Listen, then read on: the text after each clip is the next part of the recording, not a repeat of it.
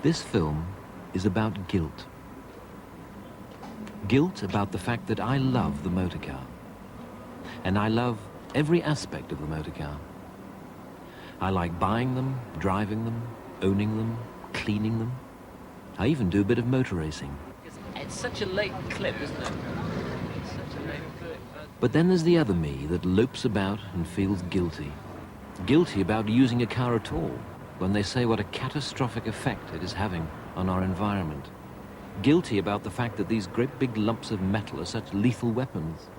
If it's not killing the planet, then it's killing us.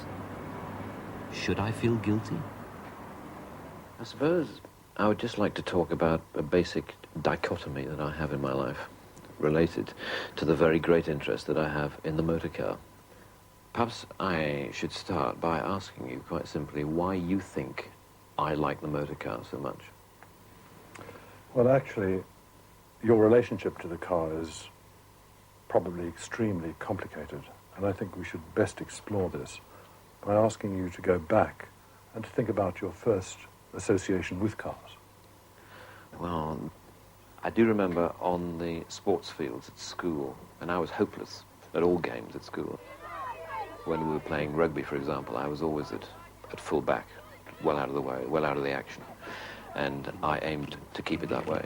But I remember roaming around by myself at the back of the field, miming gear changes and steering wheels, and I used to propel myself at great speed up and down the rugby field and round the white lines, imagining myself not necessarily on some sort of racetrack, but just in control of myself, controlling my own destiny and maneuvering myself around.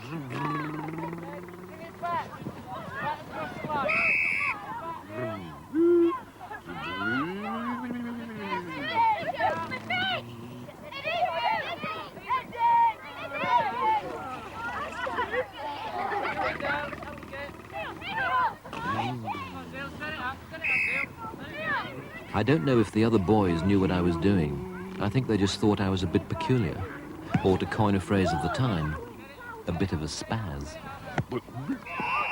But certainly the inspiration for at least a lot of my love of cars and machinery in general was the fact that I was brought up on a farm, and farms are wonderful playgrounds. And I remember being, of myself and my two brothers, the person who was always most keen to drive the tractor.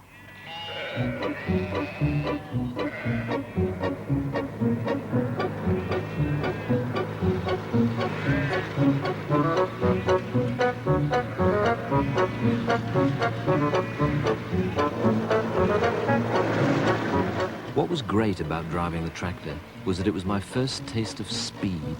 It just seemed so fast. And yet it wasn't. The tractor's top speed was 18 miles per hour, but the fun that can be had at 18 miles per hour, to me it felt like 150. But then after the tractor really was that fortuitously my mother's Morris Minor broke down after only doing 35,000 miles. The wheel went into the front wheel arch, quite a common problem on some Morris Minors, and it was dumped on the farm. It was a perfectly good car, except for this one mechanical problem which no one could be bothered to get round to solve. And I solved it. I managed to find a part. So this was it, my very first car. I couldn't believe my luck. If a farm is the ultimate playground, then this was the ultimate toy. I had a whale of a time driving recklessly about the farm for a couple of years, and then I decided to indulge in some customization.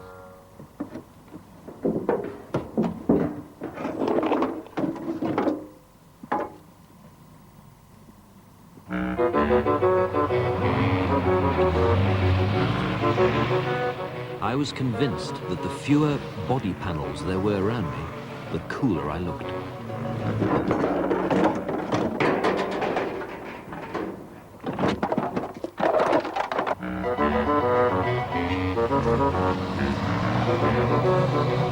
When there was hardly anything left, I felt I was really motoring.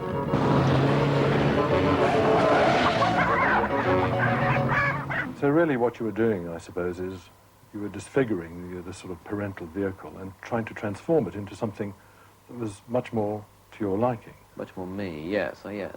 Mm-hmm. But how did you sort of move from that kind of driving experience to what most people take to be driving? I mean, passing the test and getting onto the road. Well, yes, obviously, by the time I was 17, I thought I was a pretty good driver because I'd been herring around a farm with what I thought was pretty immaculate car control for a few years by that point. And I think I probably was a reasonable driver technically, but I wasn't a good enough driver to pass the Department of Transport test, because I took my driving test 3 times, failed it twice. STY751G. I never failed for a technical reason. The reason stated on the failure form was always the same: not paying due care and attention to other road users. What did they mean? I was sure I was technically competent, but I suppose I just drove in a rather carefree style. I just went about the business of getting from A to B. Perhaps after 2 years on the farm, I treated other road users like wandering sheep that had escaped from the pen. I think this idea, though, of feeling invincible, that your skills are very sharply honed, I mean, it's very typical, and it's very typical from the research of young males. If you ask men in particular, but also women to a large extent, do they think they're a good driver, then something like 85 to 90% think that they are above average. And to some extent, I think people treat being called a bad driver as almost in the same way as kind of slight on their sexual ability. People will admit that they're not very good at hanging wallpaper or carpentry. But when it comes to driving, most people feel very confident of those. So your experience at your pre-test is by no means unusual here, I don't think. So having acquired your driving license, you must now have felt that you were in total control. You'd acquired the mastery you were after, as far as cars were concerned. Yes, yes. I mean, mastery, and I suppose the return of my self-esteem was best exemplified a couple of years later when I did take my heavy goods vehicle driving license. Why I suddenly yearned to drive a truck, I'm not sure. Perhaps I was just remembering those days on the combine harvester, that nice feeling of being in control of something big. Perhaps ship's captains and heads of large industrial companies get the same vibes. It's the challenge of the difficulty of the task that gives you the satisfaction.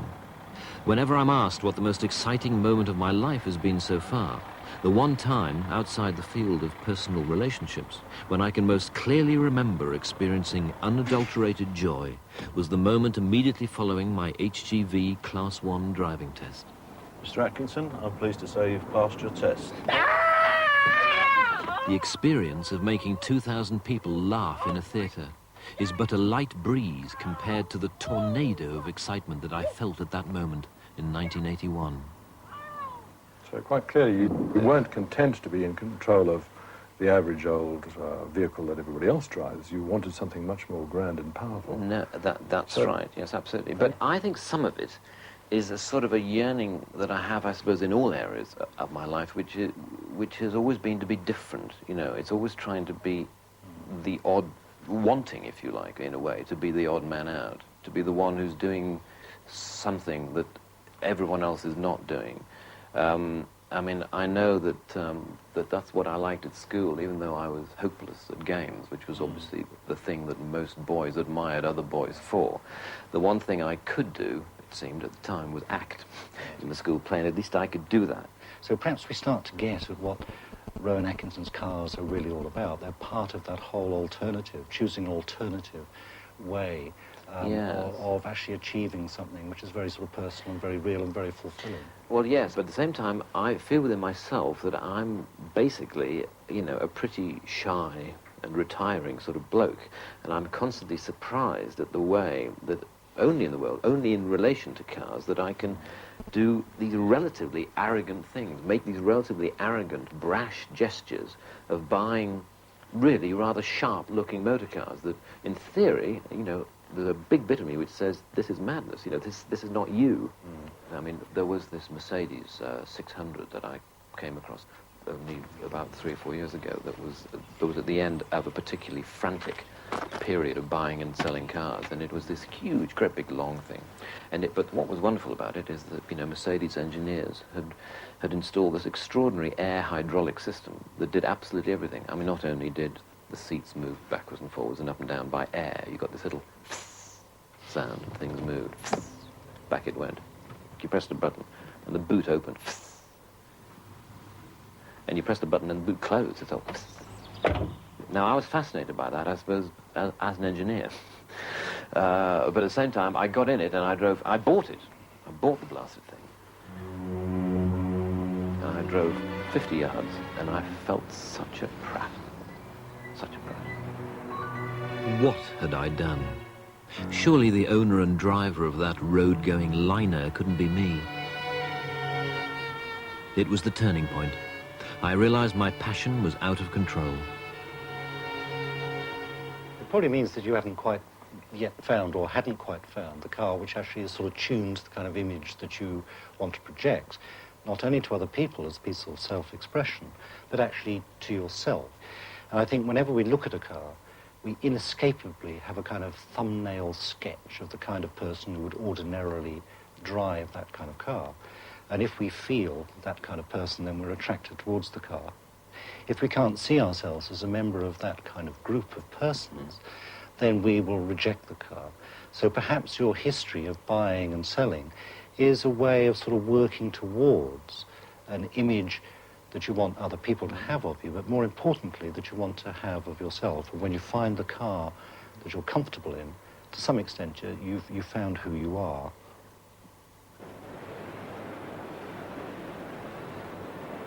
So how do you find the car that fits? Good morning, ladies and gentlemen. Your first port of call might be the motor show. Every car on the market under one roof, served up with Brussels sprouts and all the trimmings. Birmingham Motor Show.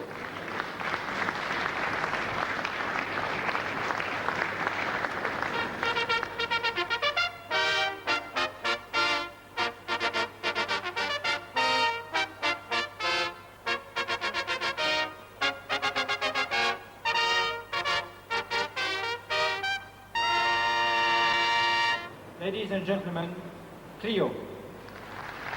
And so yet another tin box is unveiled to the world's press. You'd think that as virtually all of us own a remarkably similar-looking tin box, that we would have long ago stopped regarding such a thing as a significant event. Yet it is, because they've spent £400 million making it look subtly different. And here, every manufacturer is trying to convince you that their subtle differences are more subtle than anyone else's. I first came here to the motor show 20 years ago. My parents brought me down from Northumberland as a half-term treat. And like most people, I did not come to see a Fiat or a Ford. I came to see a Ferrari, because I had never, ever seen one.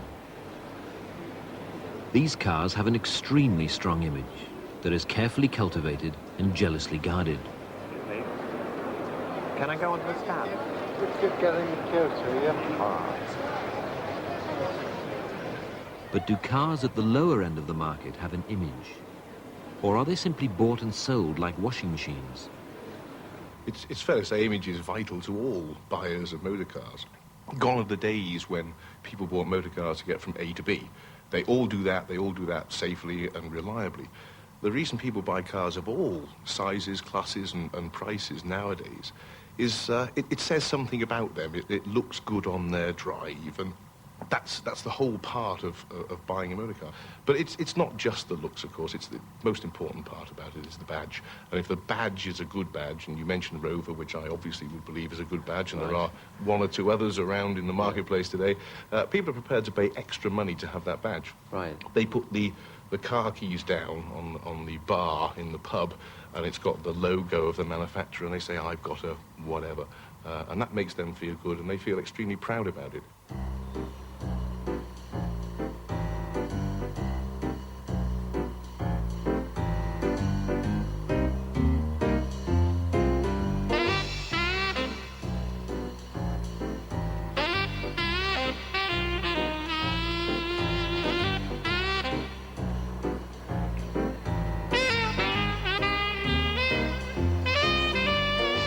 Worshippers come from throughout the land to pay homage at this cathedral to conspicuous consumption, to ogle and to gape, and to give thanks for their continuing ability to conspicuously consume.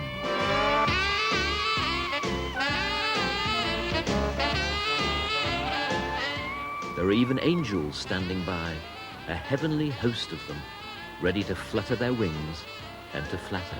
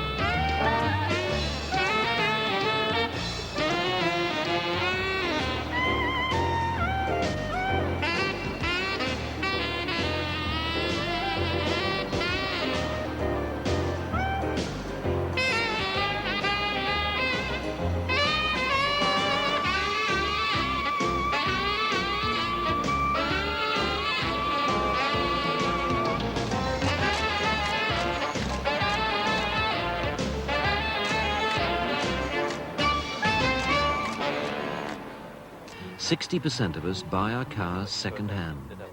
John and Alan run a second-hand car dealership in South London, and they are in no doubt what inspires them to do so. Well, I mean, it's basically, if you know what you're doing, it's a license to print money. You think so, right? We don't know too much about cars, we're not that mechanically minded, Right, but we do know if there's a profit in a car. right. Once you get to that stage, it's plain sailing. A lot of people think that at least, 30% of the car-buying public, like housewives or people who have no professed interest in cars, don't care what they drive. Would you say that everybody cares to a certain extent? A lady came into us on Saturday. She was a student. She was 21. She wanted to spend around about £2,000. And I had a G-Reg Skoda, 3 months old. She said, I don't care what I drive.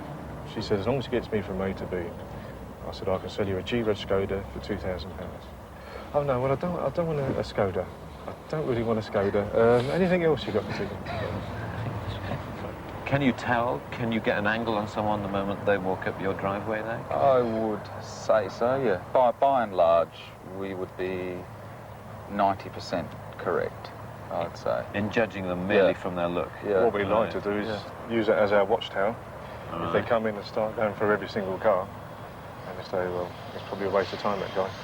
Whereas another person comes in, looks at, say, the Vauxhall Astra, 5-door hatchback, looks at the Escort 5-door hatchback, possibly Sierra 5-door hatchback, then we know he's looking for a 5-door hatchback. I think that's and he's something, you know, a bit of a comedy and something cheap to run, I suppose.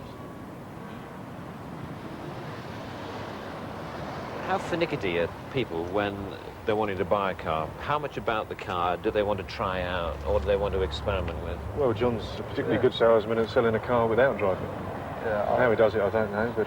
I'd start very few cars. You will refuse to start very No, I won't refuse to, but I just don't see that there's any point.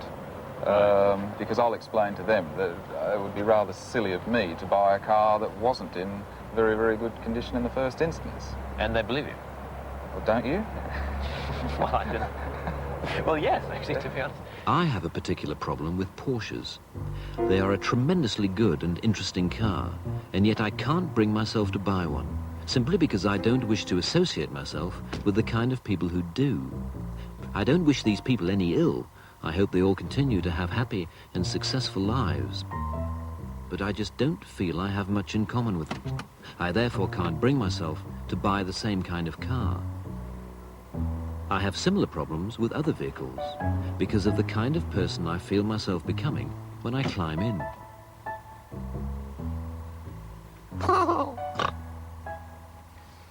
The car must fit, because as soon as you buy a car, you are immediately identified with all the other people who have bought that kind of car.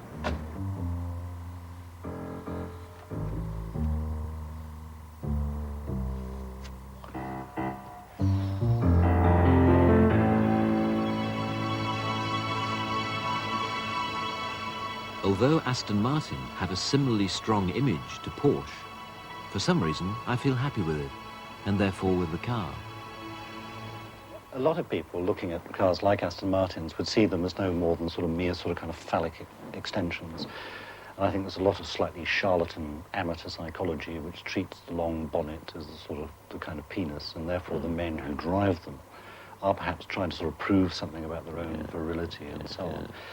I think we take the view that that is rather too simple-minded. Well, absolutely. Especially in your case. Wrong.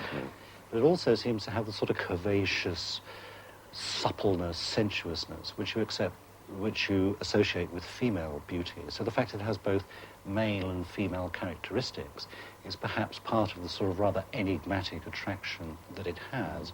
And then along with it, of course, you've actually got the components of the internal combustion engine, about which the American poet E. Cummings wrote one of the most erotic poems I've ever read, simply talking about reciprocating pistons and the hydraulics and the fluid and clutches and disc brakes and things like that. It's very easy to get carried away with these kinds of things.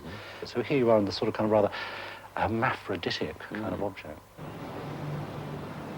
For myself, I'm well aware of this joy that can be derived from mechanical devices.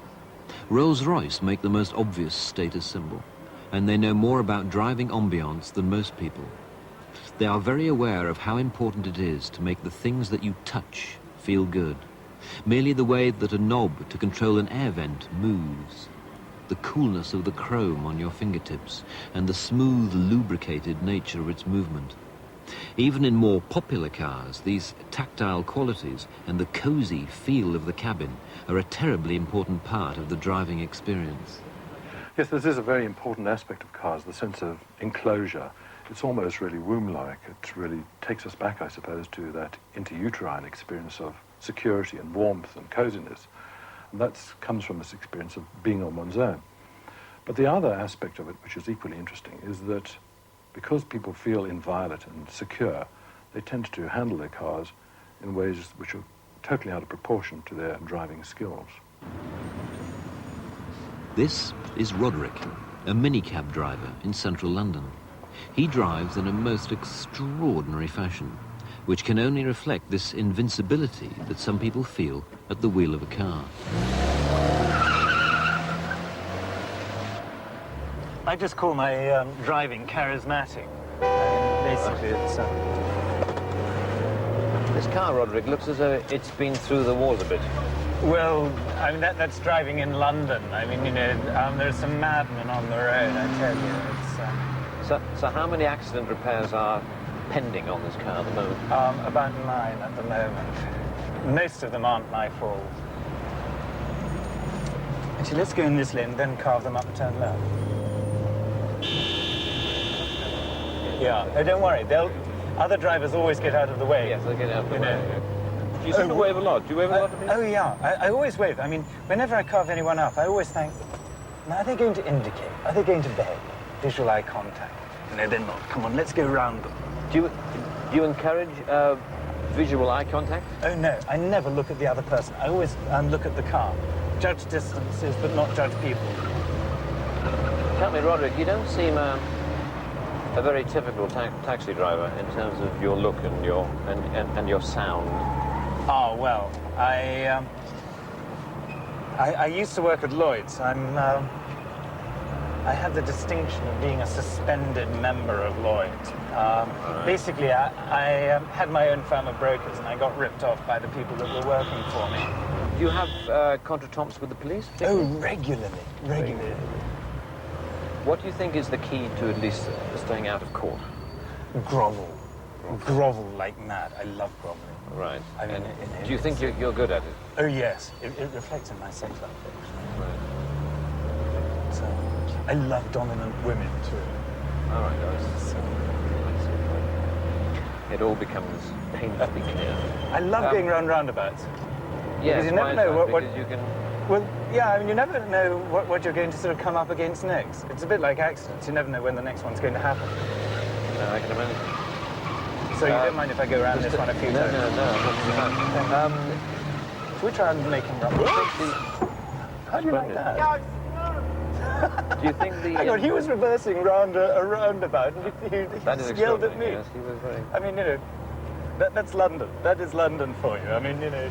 Do you stop after accidents? No, never. You never stop, right? Well, very rarely, anyway. What's the point? I mean, it's only paperwork, and I don't like paperwork. Ever since I was an insurance broker. Do you think that driving fills an essential hole in your life that could not be filled by anything else or by any other means? Oh, yeah. I mean, it's like being at the screen of a video machine, you know, playing Star Wars, zapping them all. No, I can see that. Yeah. Although few of us drive like Roderick, most of us share his insensitivity to the dangers of the road. If 30 people are killed in a train crash, it is deemed a national disaster. And yet that represents just 2 days of road accident deaths.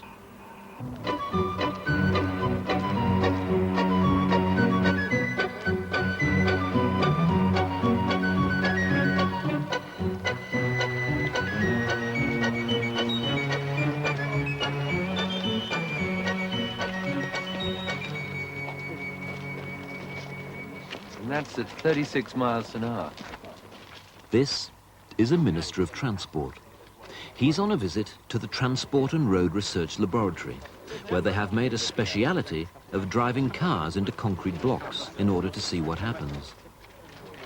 What happens, apparently, is that the car comes off worse than the block.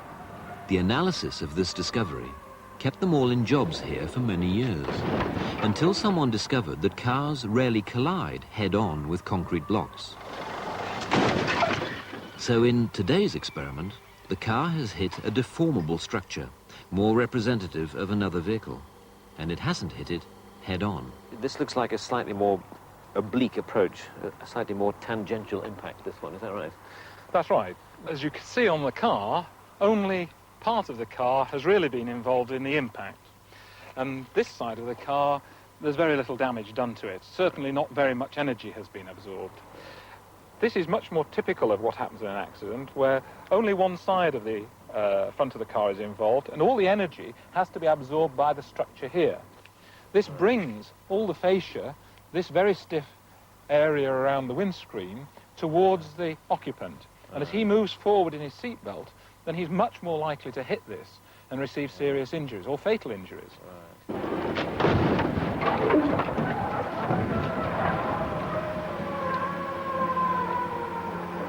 I think the car manufacturers have had the dilemma that they don't want to indicate when somebody comes to buy a new car that this might be the vehicle that they have an accident in. Well, absolutely. So I think that they are anxious to try and play down safety in that way. But if the public question safety when they go to buy a car, then car manufacturers will respond and will give increased safety. It's within their capability.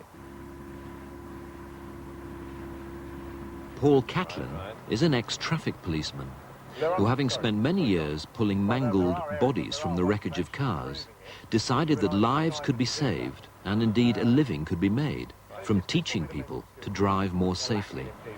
So, in terms of concentration, how much, in your reckoning, do drivers concentrate? I mean, they don't... If I'm being generous? Yes, absolutely. If I'm being very generous, I should imagine out of an hour's journey, they're probably concentrating for 15 minutes of it, which works out about 25%. We've all been on the familiar journey, and we've turned up at work, and you know you're at work. You haven't got a clue how the hell you got there. Right, yes, that's true, yeah. And in fact, it's probably Sunday and you realise you shouldn't even be at work. Right. You should have been going to get a paper. So 25%, I think, that represents probably, out of 4 cars coming the other way, 3 of them don't even know you're there. Doesn't matter whether they're doing the right things with the steering wheel. And why aren't they thinking about driving? Why aren't they concentrating? The car's easy to drive, and manufacturers have made it easier and easier and easier, and it's become a safer and safer environment for when we have the crash. Right. Seatbelts are here, it's a quiet car, it's a comfortable car, it's an extension of your home. Right, but you can't see them changing that, surely? No, because we, the public, have demanded it. So, do you think I'm concentrating sufficiently to drive you're talking safely? to me. Well, But I think what you're doing is what most people do, and that's you fall into the trap of you're still a pedestrian whilst you're driving. Ah, right. There's a pedestrian here, and look how far ahead he's looking. He's probably just looking about 2 feet in front of him. Right. Now, we're designed as pedestrians. We were never designed to be car drivers. Right. If we imagine that when we run, we look a little bit further ahead, that's what you're doing as a car driver. You're probably looking to a maximum, I would say, of probably the length of a cricket field and the width of it. When we suffer from what we call tunnel vision, which is why you're making fairly late movements for a car that's on the left that we should have seen half an hour earlier. Shall I actually do a commentary of what we should be seeing? Right. One thing we try and do is try and get eye contact with people. Right. As I said, 3 out of 4 people don't really see us, so I've got to do everything I can to try to get them to see us. If I position my car nice and early, it tells the cavalier coming through the other way that I really would like this section of road. However, I would be willing to give it up should it go wrong. Right. Because it's not aggressive driving. I'm trying to be a little bit more assertive, though. There's a difference. Yeah, a difference between being positive and negative, isn't it? This person's trying to look for a parking space. We've got a couple of members of Exit trying to cross over the road here, trying to commit suicide. We've got a car almost waiting to turn right here. If you ever sit like that, by the way, you're in a dangerous position. The wheels are turned at an angle, and if she got hit from the rear, she'd get pushed into oncoming traffic. Again, we're warned of a roundabout sign. We're still thinking about this vehicle ahead of us, the fact that it wants to turn. Now, a lot of drivers would get very, very close to this driver and treat them as something in the way they've got to get rid of. Right. That increases your stress level. If you sit back, she's going to turn right and go all the way back into Tame, probably. She hasn't found a parking space. Right. Probably when she turns, it's going to be a he, and I've actually not been very good at observation. Right. Bring my speed down, anyway. No, you're right. As well. Yeah. You're right. Well, what I'm trying to do, actually, is keep my heart rate and blood level actually level on a par. Normally, when we drive, it's up and down, and we're heading for our first heart attack. At the end of the day, this is much more dangerous driving here, and I think a lot more interesting than perhaps driving around a racetrack. There's no doubt that on a racetrack, you're far more likely to have an accident than on the road. But having had an accident, you're far more likely to be unhurt. You're sitting there strapped in like a fighter pilot, wearing a crash helmet, fireproof overalls, fireproof socks, fireproof underwear, in a car with a big roll cage welded into it, to more than double or triple the strength of its structure. All the traffic is going the same way, like a big one-way street. And above all, Everyone is concentrating. Very, very hard indeed.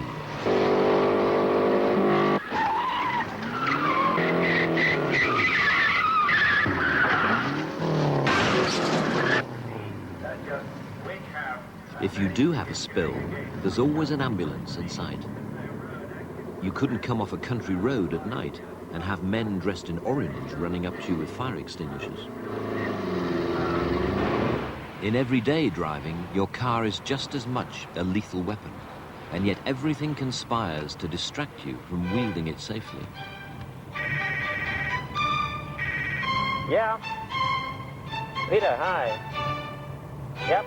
Modern cars are so stiff with home comforts, we often forget that we're not at home. Just hang on a moment, would you? Just hang on. Yep. Well, it should be about 2:30. We put a ridiculous amount of trust in the one gesture that we are forced by law to make to safety, the wearing of a seatbelt.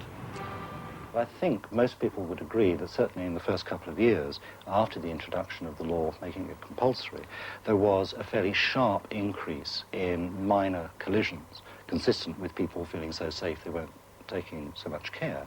Because they got the seatbelts on, of course, they weren't seriously injured. This links very directly to what's actually technically known as risk homeostasis, that we all try and balance the sense of excitement that we have. So the more safe you make people feel, they'll act in such a way to bring their sort of experience back up to a level that they feel comfortable with. You mean they'll drive faster? Faster indeed. So if you put somebody in a very big, solid car, let's take a Volvo, these kind of rather tank-like objects where you do feel very invulnerable, then as a consequence of that, you're likely to drive them faster, you're likely to pay less attention to the roads than you did before, until you're back to square one. The same happens if we make roads straighter and faster, because there's no sensation of risk coming from that experience. We compensate by putting that back in. Certainly I know for myself that I get little sensation of risk travelling at 70 miles per hour on a motorway. Indeed, my brain is dead. Surely this is a dangerous state of affairs. You know, when the speed limits were set many, many years ago for motorways, they were set at 70. Yet we had the same speed limits on motorways that we have on our dual carriageways, where you have roundabouts, traffic lights, old ladies crossing the road. So that really doesn't make sense to the average motorist. And that's why we in the police service do advocate a higher speed limit. The cars are now built to go much faster than they were years ago. The roads are much safer. Therefore, we think that the speed limit can be higher.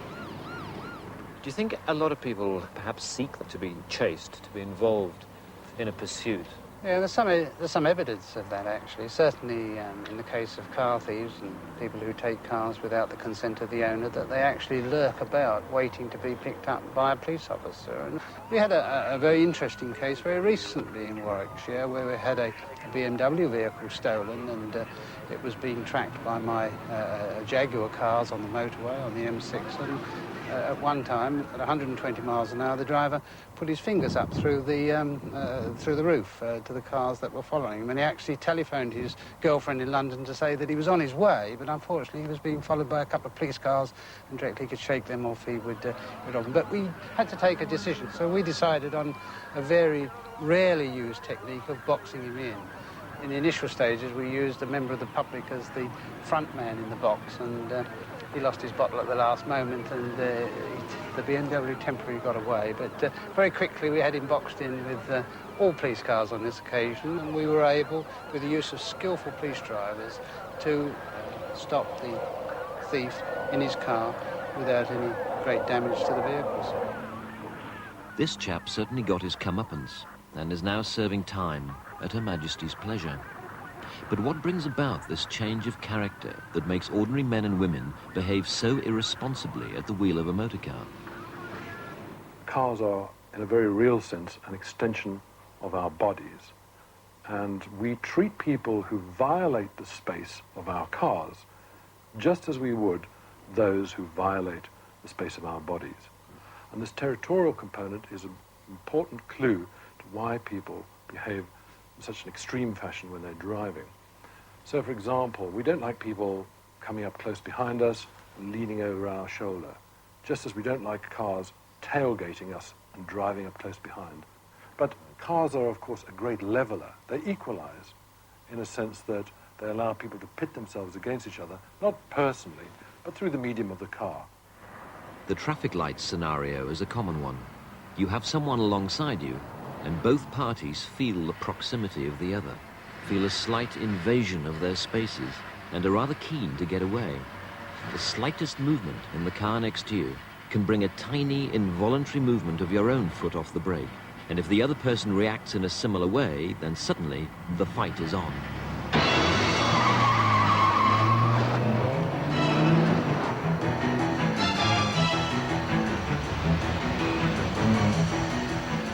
This is one of the most dangerous aspects of modern motoring. Mature adults behaving like children.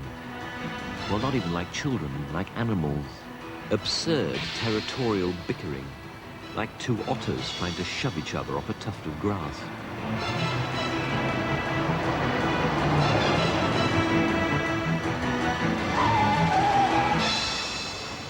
Perhaps it's because of the antiseptic nature of modern society, where we don't have to defend our homes against marauding hordes, that we turn to the motor car to provide our thrills and danger. Of course, when conflicts like this were commonplace in more primitive times, retribution was swift.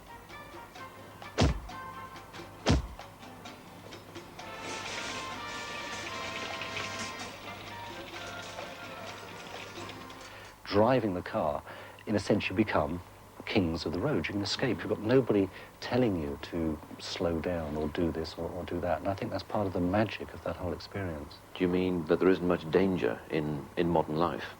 And that you can experience a thrill, a danger? Certainly, driving a car is often one of the few opportunities that we have for risk-taking. And again, that's why it's exciting. But this getting away from having somebody telling you what to do. And that's why I think a lot of people, I don't know whether it applies to you, enjoy most being on their own in the car rather than having passengers. Certainly I feel that. Yes, that is true, yes. I do prefer to be on my own. So this is what it's all about. The freedom of the open road. And above all, the self-determination. When you drive down the end of your road on a Sunday morning, you could turn left, go down the shop, and buy a paper. Or you could turn right and drive to Edinburgh for lunch. You don't, but the great feeling is that you could. And it is the removal of this freedom that frustrates us so much. Suddenly we are restricted. Suddenly we can't go where we want, when we want. All we can do is follow like sheep. And hence the overpowering desire to get away, to get out. Even if you don't know a shortcut, at least you're moving. An element of self-determination is returned to us. We may not know where we're going, but at least we're going somewhere.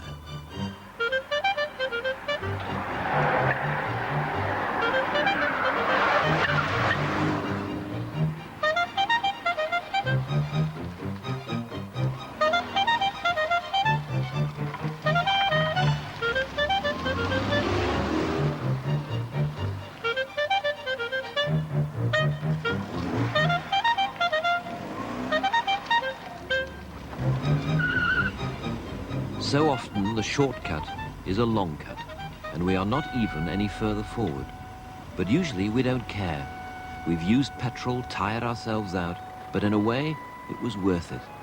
We escaped, and although we were recaptured, it's always good to taste freedom. Millions of us subject ourselves to this maddening crawl every day, rather than travel by public transport. Why?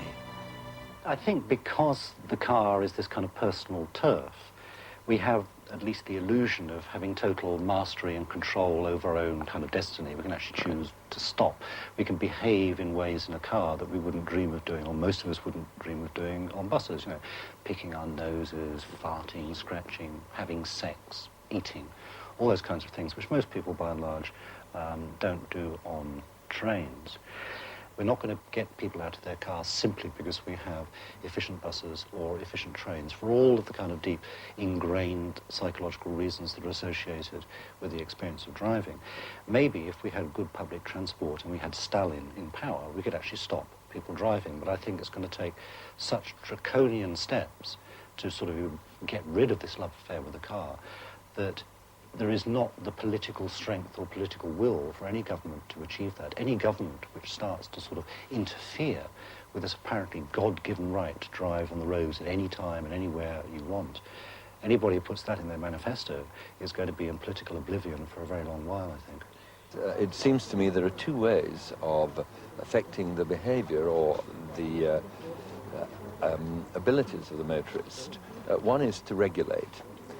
And to make it more difficult to have cars depending on their size or more expensive, or to introduce tests like the emissions test. And the other is the price mechanism.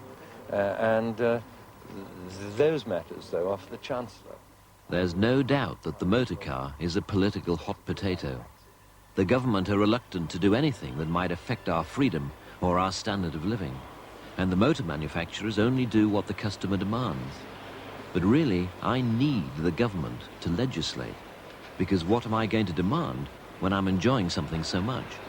Most people's idea of the car is of one person driving in it to freedom over a Scottish moor, but this is the reality of the motor trade. 35 million new cars are made every year. That's 100,000 cars a day, or one car every second. You sneeze and 5 new cars come into the world. You go to bed at night and you wake up and there are an extra 30,000 cars on the road. The motor trade is a huge, enormous, growing organisation. It's got nothing to do with the way that it's marketed. And there are serious environmental consequences as a result. There has always been personal transport. Today it is the motor car. It could be the personal rocket ship in 20, 30, 40 years' time, who knows. But whilst the freedom of mobility is required by the consumer, and it has to be, that's why he's buying all these cars around the world, then I believe that the motor car in whatever guise will continue. So I'm extremely optimistic about the future of the motor car. And let me give you one interesting example. It's what's happening in Eastern Europe at the moment, where they have been given liberty, freedom for the first time in many years, as we perceive it in the West. I don't know if they perceive it quite the same way. Right. And the very first thing they've done is go out and buy thousands of motor cars. But one man's meat, of course, is another man's poison. These manufacturers are currently eyeing up Eastern Europe. They're already building factories in Bulgaria, Yugoslavia and Hungary. And after that, they'll be looking at the third world. They're already moving into Latin America. And most of the car market, huge though it is currently devoted to North America, Europe and Japan. And when that rate of growth expands to the rest of the world, then the impacts on the greenhouse effect, for example, will be huge. So, do you think that the car will simply have to cease to exist? Yes, I think that's about right. I mean, the end of the road is nigh for the motor car. We don't realise it at the moment. It sounds like a completely lunatic thing to say, but I think that this decade will be the turning point in the success of the motor car. I mean, if it doesn't happen, then we're all going to go down the toilet, because there is no way that we can maintain this level of growth in air pollution from motor vehicles. Yet again, the problem is one of perception. Where is this hole in the ozone layer? And assuming that someone with sharper eyes than me has spotted it, what on earth can we do about it? Imagine a vehicle that can drive you 5 miles for a penny. A vehicle that needs no petrol, just a battery. And that takes the press of a button to start, the squeeze of a lever to stop.